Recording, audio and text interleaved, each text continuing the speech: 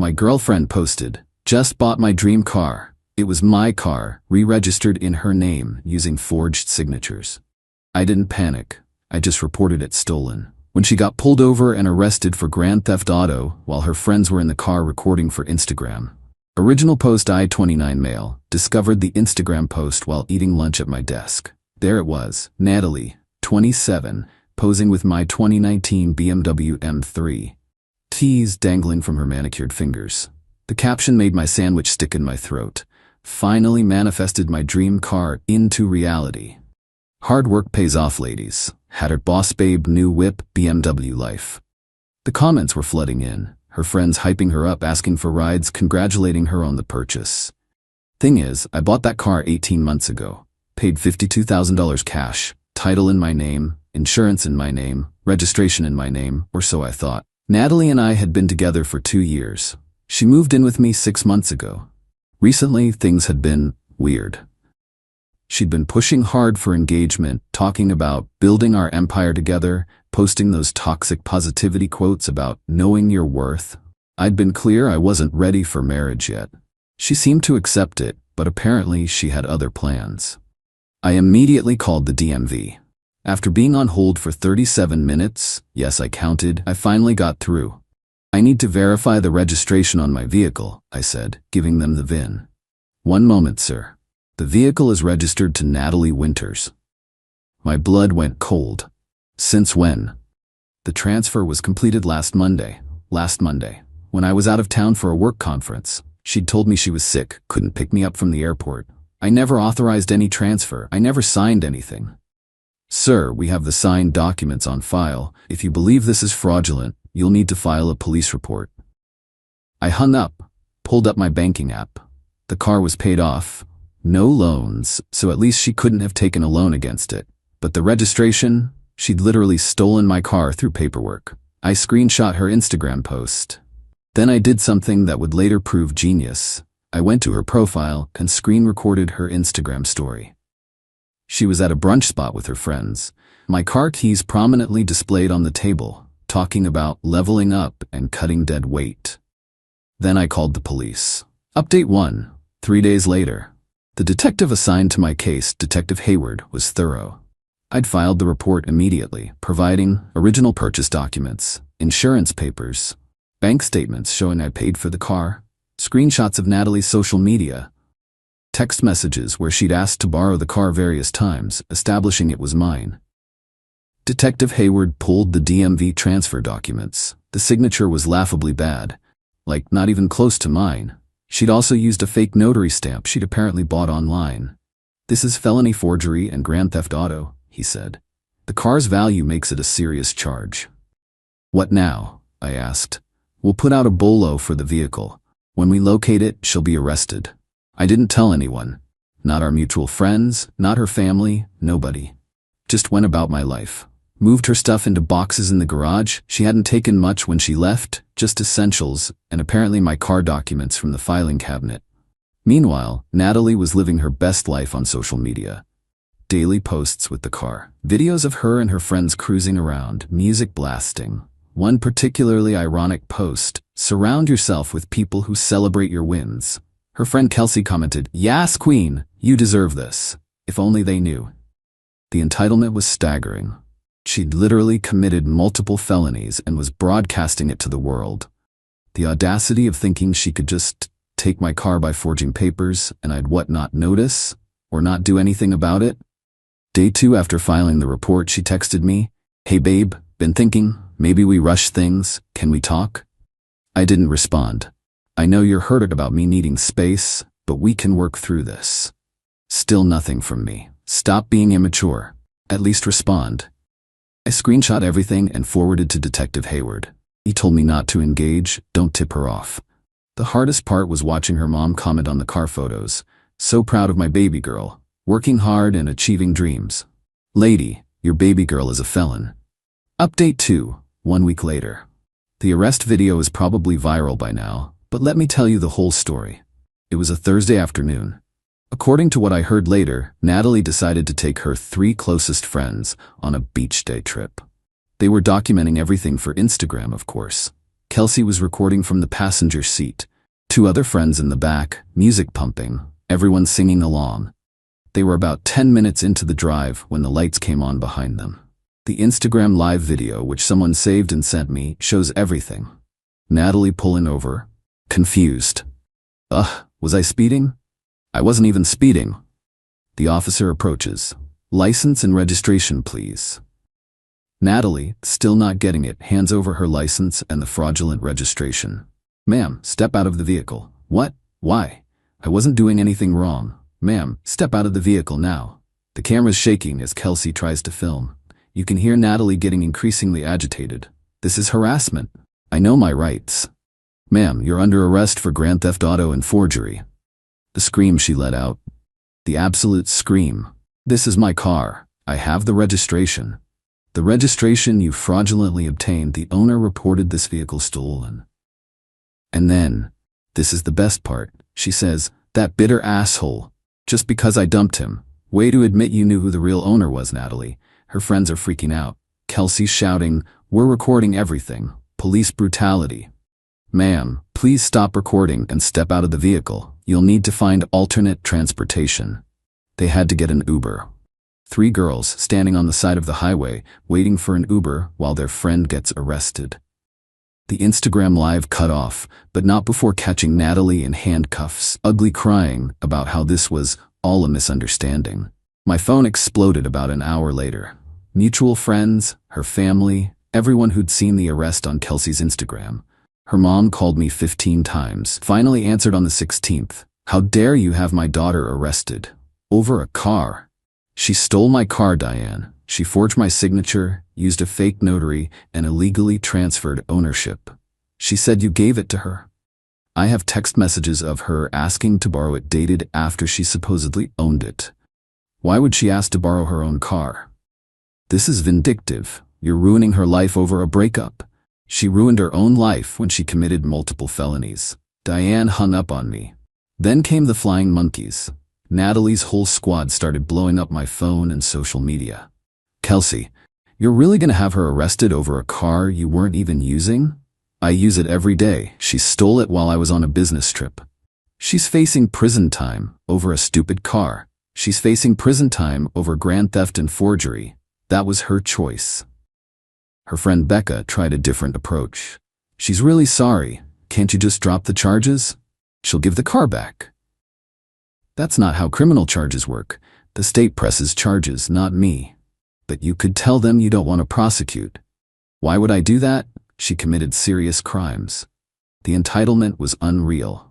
They genuinely thought she should face 0 consequences for stealing a $52,000 car. Update 3. 2 weeks later. Natalie got bailed out after 3 days. Her parents put up $15,000. The conditions of her bail included no contact with me, and she couldn't drive any vehicle registered to me. Duh, she'd already stolen the only one. But the entitlement didn't stop. It escalated. First, she tried to spin the narrative on social media, posted a long, rambling story about financial abuse and how I'd promised her the car but then reneged when she stood up for herself. Complete fiction. The comments were mixed. Some of her friends bought it, but others were skeptical. Wait, so did he give you the car or not? Why did you get arrested then? Girl, forging signatures is serious. She deleted the post after an hour. Then came the truly audacious move. She had her new boyfriend, already had a new boyfriend, contact me. This dude, Landon, called me from her phone. Hey man, this is Landon. I'm with Natalie now. Okay? Look bro, she made a mistake. She's really broken up about this. Can't you just let it go? Let me get this straight, I said slowly. You're calling me to ask me to drop felony charges against your girlfriend who stole my car while using her phone, which means she's violating the no contact order? Silence. That's another charge, by the way. Violating a restraining order. He hung up immediately. I called Detective Hayward, reported the violation. Natalie got arrested again that night. Landon was at her apartment when they showed up. According to the police report, she tried to claim Landon called me without her knowledge, using her phone without permission. While she was sitting right there, the bail got revoked. She spent another week in jail before her parents could get a new bail hearing. This time, it was $25,000, and the judge warned her one more violation would mean staying in jail until trial. Her mother Diane tried once more to intervene, showed up at my apartment. "Please, Derek. She's learned her lesson. This is destroying our family." "Diane, she stole my car. She forged legal documents. She committed fraud. She's just a girl who made a mistake. She's a 27-year-old woman who committed multiple felonies. The lawyer says she could get 2 to 5 years. Then she should have thought about that before committing grand theft auto." Diane actually dropped to her knees. "I'm begging you, please, tell them you made a mistake. Tell them you gave her permission. You're asking me to commit perjury to save your daughter from the consequences of her crimes? I'm asking you to have mercy."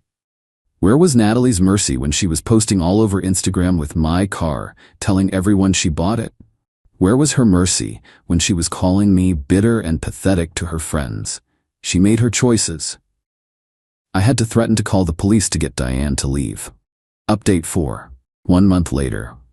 The preliminary hearing was last week. I had to testify. Natalie sat there in her jail outfit. She'd been locked up again after sending me an email titled, "You win," with a long rant about how I'd ruined her life, another bail violation. The evidence was overwhelming. The forged signatures. The handwriting expert said it was amateurish at best. The fake notary stamp she'd ordered from a website, they had her credit card records. Her social media posts claiming she'd bought the car, text messages between her and Kelsey planning the whole thing. Kelsey had flipped and provided them to save herself from conspiracy charges. Yeah, turns out Kelsey knew the whole time. The texts were damning. "Kelsey, are you sure this will work?" Natalie, "DMV doesn't verify signatures. It's easy." What if Derek finds out? He won't, and even if he does, possession is 9/10 of the law. That's not how that works, lol. Whatever. He owes me anyway. I've been his girlfriend for 2 years. I deserve something. The prosecutor also revealed Natalie had searched how to forge signatures, penalty for forging car title, and can you go to jail for stealing boyfriend's car on her laptop. She'd literally Googled the crime before committing it. Her lawyer tried to argue it was a misunderstanding between romantic partners, and that I'd given her implied permission to use the car. The judge almost laughed. "Counselor, implied permission to use a vehicle doesn't extend to fraudulently transferring ownership." The judge ruled there was sufficient evidence for trial. Natalie started sobbing. Her mom started wailing in the gallery. Her dad just looked defeated. As I was leaving the courthouse, Landon, the new boyfriend, approached me. "Dude, you destroyed her life over a car." "She destroyed her own life when she stole my car. She was going to marry you. She thought what's yours was hers. We weren't even engaged. And that's not how property law works." "You're heartless." "I'm heartless? Your girlfriend stole $52,000 from me and you think I'm the bad guy?" He tried to get in my face. Security intervened. He got banned from the courthouse. Update 5, 2 months later. Natalie took a plea deal. Her lawyer finally convinced her that going to trial would be worse. The evidence was too overwhelming. She pled guilty to grand theft auto, reduced from 1st degree to 2nd degree, forgery, identity theft. Sentenced to 18 months in prison, suspended to 6 months with good behavior, 3 years probation, $5,000 fine, restitution for my legal fees, $8,500, 200 hours community service. She has a felony record now, forever. The day after sentencing, I got a call from her dad, Robert.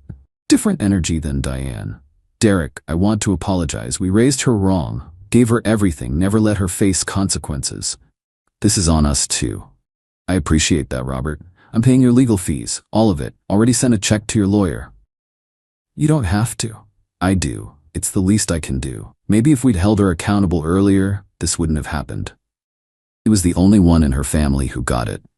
Meanwhile, social media was still popping off. Natalie's friends were doing a Free Natalie campaign that went nowhere. Kelsey posted about how the system is broken and it's criminalized relationship disputes. Someone with common sense commented, "She literally stole a car and forged documents. That's not a relationship dispute, that's a felony." The best part? Remember all those Instagram posts of her with my car? The prosecutor used every single one as evidence. Her boss babe posts became exhibits in her criminal case. She played herself. I got my car back, obviously. Had to pay to get it out of impound, but insurance covered it. Still drives great. Sometimes I pass places where she took those photos, and I just shake my head. The entitlement never stopped, though. Even after conviction, she had Kelsey post a message from Natalie. "I hope Derek is happy. He got his car in his revenge. I loved him, and this is how he repaid me." I guess some people can't handle a strong woman who goes after what she wants. Going after what you want equals stealing, apparently. Final update, 6 months later. Natalie got out after 4 months, good behavior. She had to move back in with her parents because, surprise, having a felony record makes it hard to get an apartment or a job. Apparently, even the MLM schemes she used to push don't want felons as consultants. I ran into Kelsey at a coffee shop last week. She tried to duck out, but I was between her and the door. "Derek, Save it, Kelsey. For what it's worth, I told her it was stupid, but she was convinced you just let it go." Why would she think that? Because she said you were weak, said you'd never have the balls to actually do anything about it. I laughed. How'd that work out for her? Kelsey shrugged. She's working at a call center now, has to take the bus, posts motivational quotes about rising from the ashes and stuff. Still entitled? Worse, now she thinks she's some kind of martyr. Says the system is rigged against women. The system that gave her multiple chances, plea deals, and reduced sentences? Yeah, that system. We parted ways, haven't heard from any of them since. The other day I got a notification that someone viewed my LinkedIn. It was Natalie. She didn't connect or message, just viewed. I checked hers out of curiosity. She'd listed her time in jail as a sabbatical for personal growth. The entitlement truly never ends. But here's the thing. I'm good. Like, really good. The whole experience taught me massive lessons about red flags, boundaries, and standing up for myself. I dated someone new for a few months, didn't work out, but that's fine. I'm not rushing anything. My credit's intact, my record's clean, and I still have my car. Hey? She's a convicted felon working at a call center, living with her parents at 27, taking the bus, and calling it a journey of self-discovery on Instagram. Sometimes karma doesn't need any help.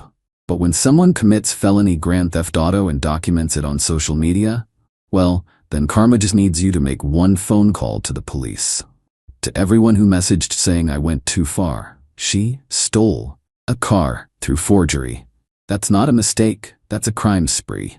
If someone steals $52,000 from you, are you just gonna shrug it off? Didn't think so. And to anyone in a relationship with someone who shows signs of entitlement, those little comments about what's yours is mine, the pushing for access to your finances, the anger when you set boundaries, pay attention.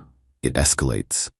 Natalie didn't start at grand theft auto. She started with small boundary violations I ignored. Never again. Oh, and the BMW? Still drives like a dream. Sometimes I take the long way home just because I can. In my car, that I bought. That's registered to me. Legally. Peace out, Reddit. Edit, since everyone's asking. No, I didn't get back with her. No, I don't feel bad. Yes, I'd do it again. And yes, the car now has a GPS tracker, steering wheel lock, and hidden kill switch. Not taking any chances.